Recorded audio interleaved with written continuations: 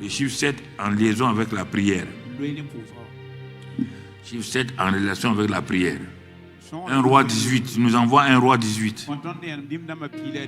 1 roi 18.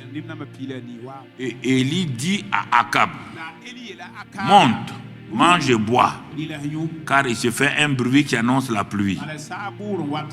Akab monta pour manger et pour boire, mais Élie monta au sommet du Carmel et se penchant contre terre, il mit son visage entre ses genoux.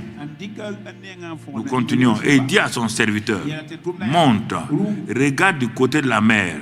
Le serviteur monta, il regarda et dit, il n'y a rien. Élie dit 7 fois. Je vais te montrer, quand vous parlez de prière, là, je vais te montrer quelque chose. Élie dit 7 fois. Retourne.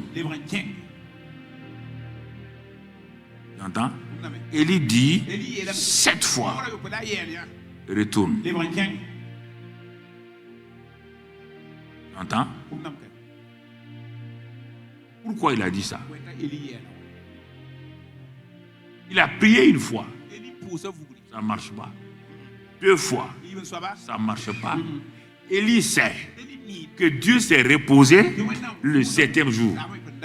Donc Élie sait que la prière qui apporte le repos, c'est quand la prière arrive à sa plénitude. Et dans les 7 étapes de la prière, ou dans les 7 formes de la prière, il y a des moments où ça va, c'est la 3e étape qui peut marcher parce que la personne est déjà préparée à ça il y a longtemps. Alors quand lui va enseigner la prière, il va t'enseigner la prière de supplication. Parce que c'est à cette étape-là que lui il a été exaucé. Il croit que tout ce qu'on dit, prière là, c'est supplication. Pour aller vers Dieu, Élie n'était pas prophète. Il savait que ce que Akab et sa femme font n'était pas bien, Jézabel. Il est parti pour supplier Dieu. Mais quand Élie est resté devant la face de Dieu longtemps, Dieu va lui apprendre que ce n'est pas seulement la supplication qui est la prière. Il sort de là-bas maintenant avec des éléments. Pour ouvrir le ciel, c'est différent. Pour ouvrir le ciel, c'est différent. Il a attaqué la première, ça ne marche pas. Ce qu'il a appris, il a appliqué. 2, ça ne marche pas. 3e, il a appliqué, ça ne marche pas. C'est à la 6e fois que quelque chose va apparaître.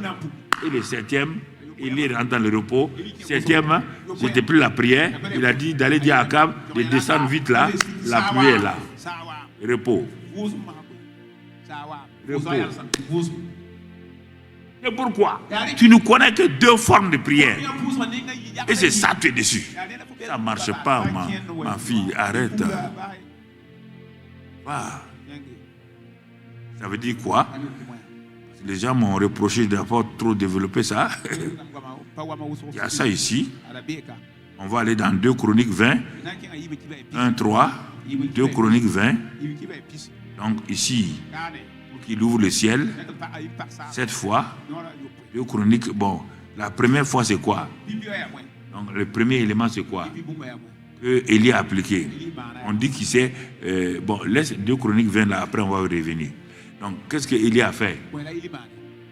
Élie s'est prosterné. Quand il est arrivé sur la montagne là, on dit qu'il s'est prosterné. Ça veut dire quoi? Prosterné veut dire quoi? Proskundeo. Proskundeo veut dire quoi? Adoration. Parmi les 7 éléments de la prière d'Élie là, il a commencé par l'adoration. Proskundeo. Alors que la plupart des gens, quand ils s'en vont, ils n'adorent même pas Dieu. Quand ils s'en vont prier là, ils n'adorent même pas Dieu. Ils bombardent seulement. Pourquoi ça ne marche pas? Les 7 points de prière parfaits se trouvent dans ce que Élie a fait.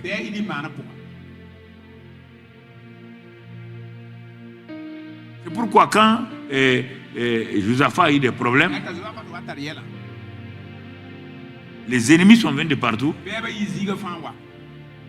Quand il a consulté Dieu, il va faire la même chose. Il est dit, et Josaphat se prosterna devant l'Éternel. La vie de prière commence par quoi chaque jour? L'adoration. Tu te lèves seulement, tu bombardes Dieu. Protège ma famille, tant. Toi, tu commences par ça. Ma fille, premier élément, l'adoration. L'adoration, c'est pour Dieu lui-même. Tu ne cherches pas quelque chose. Tu cherches les verbes, tous les mots, tout ça, dans les psaumes. Tu cherches, tu adores Dieu. Et tu as des petits cœurs que tu peux dire en même temps. Et tu comprends? Donc, il a fait, Josaphat a fait l'adoration, comme Élie a fait l'adoration. Proskuneo. Ils ont compris qu'on ne peut pas aller devant un grand Dieu sans l'adorer. Ça veut dire sans se prosterner devant sa face. Ils sont prosternés. Et quand ils l'ont fait, tu nous donnes le verset 17 des 2 Chroniques 20 là. Verset 17. Donc il s'est levé. Il dit, et vous n'aurez point à combattre en cette affaire. Présentez-vous, tenez-vous là et vous verrez la délivrance que l'Éternel vous accordera. C'est ça, non? Ne craignez point et ne vous effrayez point. Demain, sortez à leur rencontre et l'Éternel sera avec vous. L'adoration amène quoi? La présence de Dieu.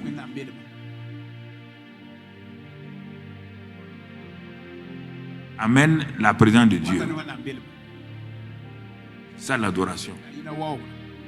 Vous ne cherchez rien? Non, vous l'adorez lui-même. Il est digne d'être adoré. Donc tu vois, verset 19. Josaphat s'inclina. C'est ça? Non, c'était ça. Bon, les Lévites, quand Josaphat s'est incliné, les Lévites ont fait quoi? Ils ont donné des chants. Ton temps d'adoration doit être en même temps tu es prosterné, tu chantes en même temps. Comme plusieurs l'ont fait ce matin. Tu ne dois pas être trop grand pour ne pas adorer Dieu, pour adorer Dieu, du moins. Non. Tout le monde met genoux devant Dieu. Et tu donnes un petit cœur, tu chantes, tu l'adores en chantant. Ou tu peux ne pas chanter, mais ta position de proskuneo là montre que tu adores Dieu. À moins que tu aies des mots de genoux ou tu as des mots de dos, si c'est possible, sois couché devant lui. C'est ça que Élie a fait, c'est ça que Josaphat a fait. Deuxième élément, deuxième point de prière, deuxième position de prière, chose, louer. Quand on passe de l'adoration, on loue Dieu.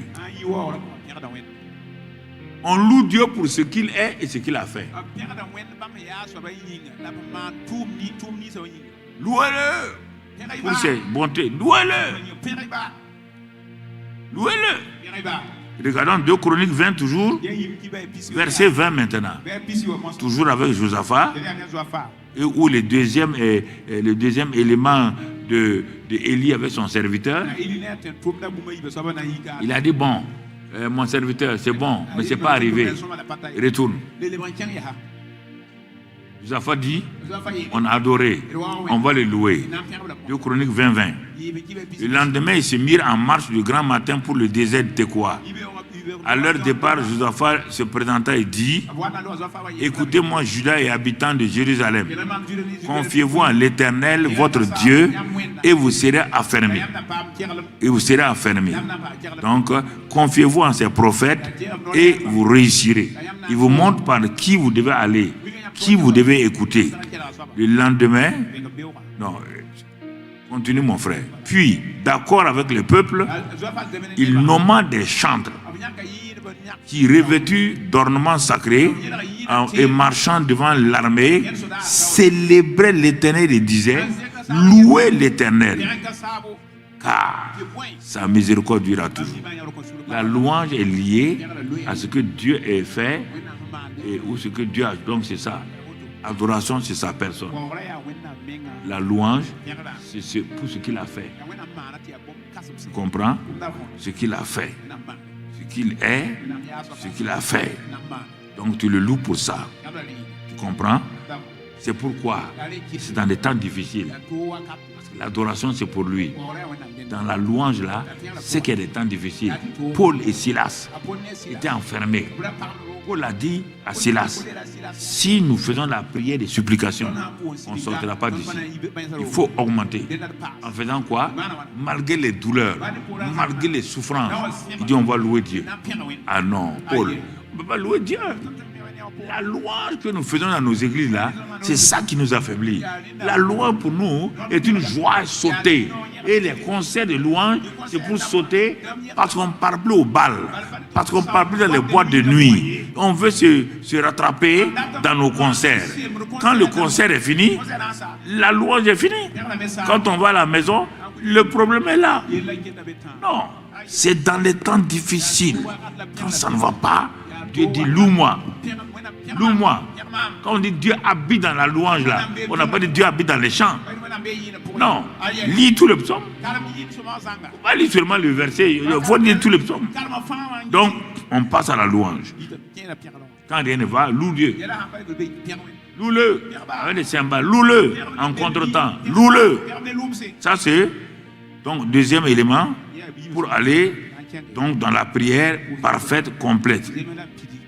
Dieu peut intervenir parfois dans la louange sans que tu continues au troisième. Il a sait que tu vas faire les 7 points là.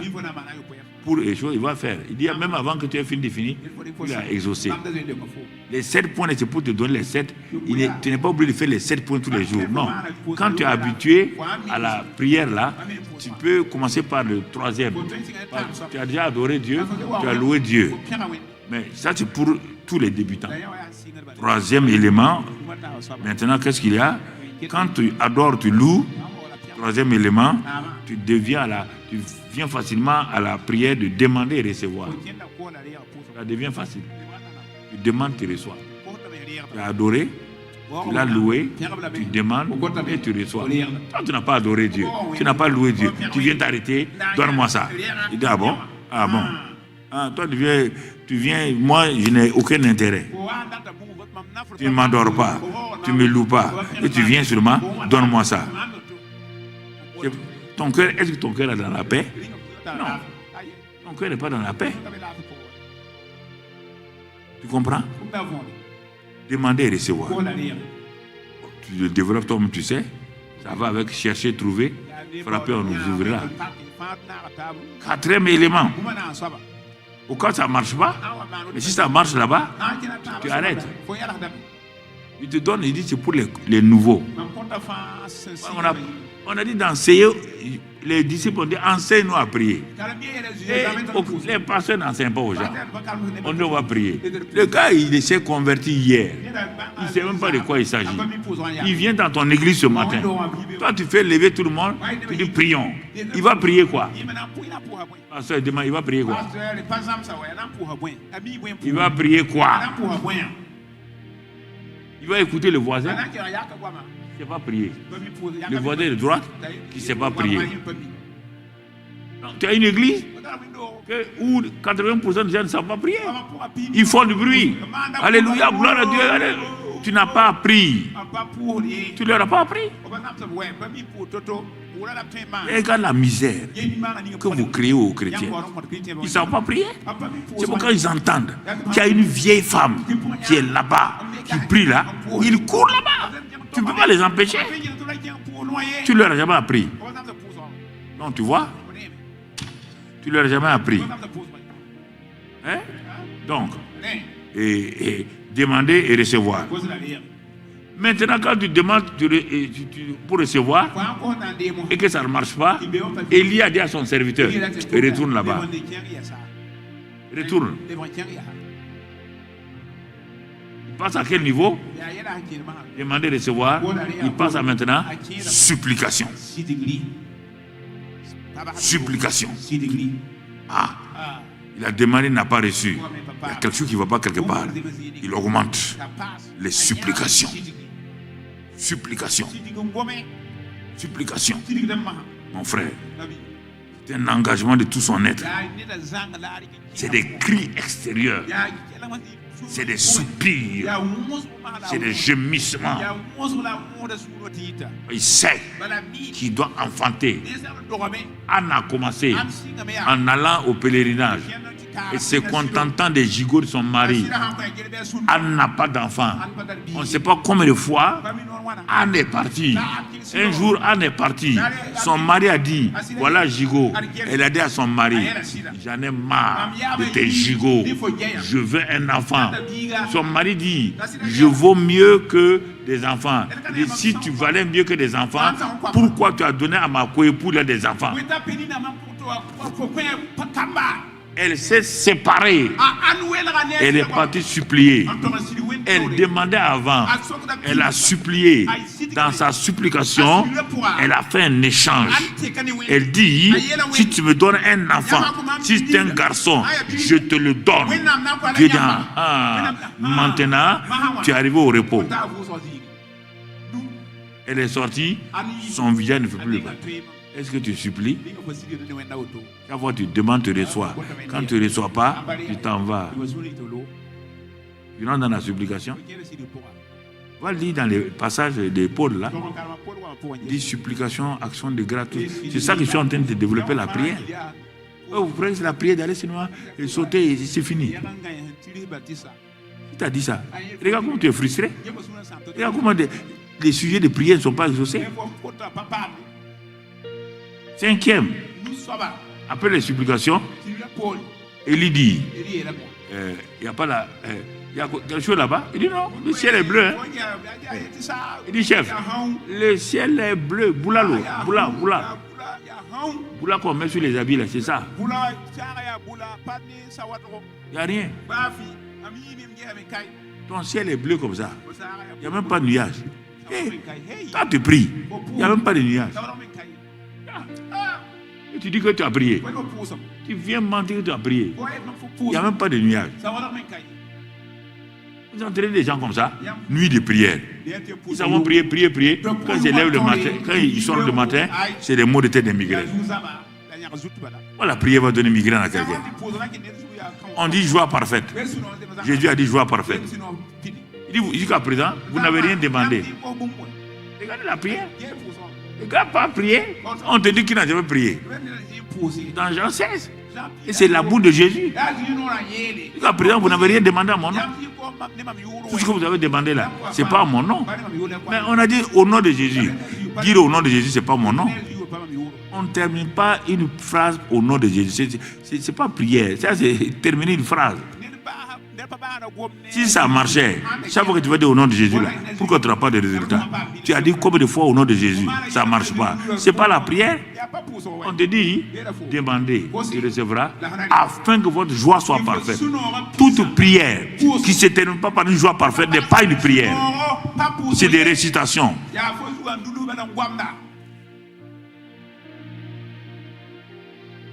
Il y a quel niveau de prière?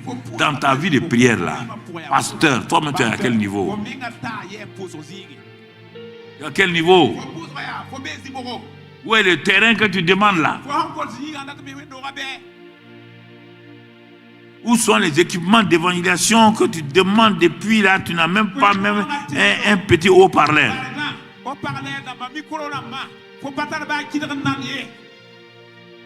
Tu as construit une église sans porte, sans fenêtre depuis longtemps. Comment Dieu va donner à son serviteur une église sans fenêtre, sans porte, sans rien? Quand le vent vient, le vent balaye tout le vent.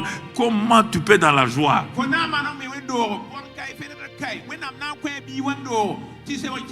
À quel niveau de la prière tu te trouves? Élie, il dit à son serviteur, retourne. Retourne, hein? On n'a pas fini. On va faire quoi? Cinquième élément. On va proclamer et décréter. On a supplié, ça ne marche pas. Dieu a dit à tes résolutions, à tes décrets, proclame, parle à la montagne. Maintenant, Dieu a entendu, mais la montagne là n'a pas entendu. Parle-lui.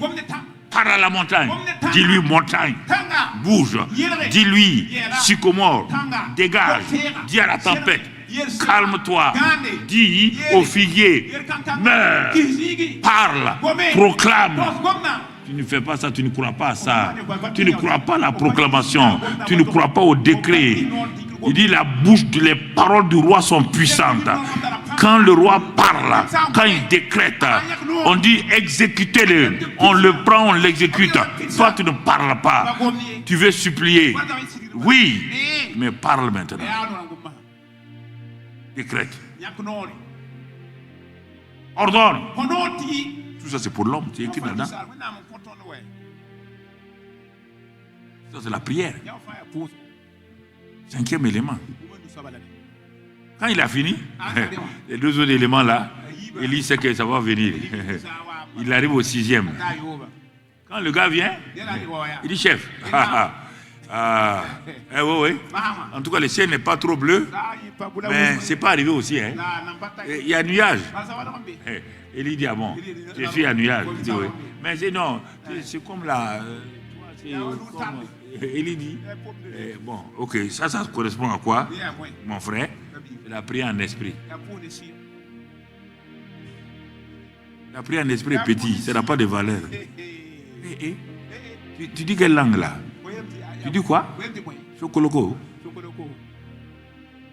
C'est quoi ça? C'est des secrets comme ça. C'est ça qui fait apparaître le nuage là. Tu as parlé, non? L'invisible du Dieu va devenir visible. Par quoi? Par le mystère du parler en langue. Et quand tu parles là, c'est fini. Dieu a fini le 6e jour. Le 7e jour va se reposer. Tu comprends? Est-ce qu'il l'a renvoyé encore pour aller? Non, il n'a pas envoyé et il n'a pas d'aller voir. Il dit le nuage là, c'est fini. Il va dire vite au roi. Roi, la pluie est là. La pluie est là. Descends vite. Descends vite. Ça c'est le repos. C'est le repos. Le papa Élie, on dit qu'il était vieux. Le roi démarre son char. Il voit qui devant? Il voit Élie devant. Devant les chars, les chevaux en train de descendre. Les 7 éléments. Va faire le tour. S'il y a autre chose dans la prière, viens me voir.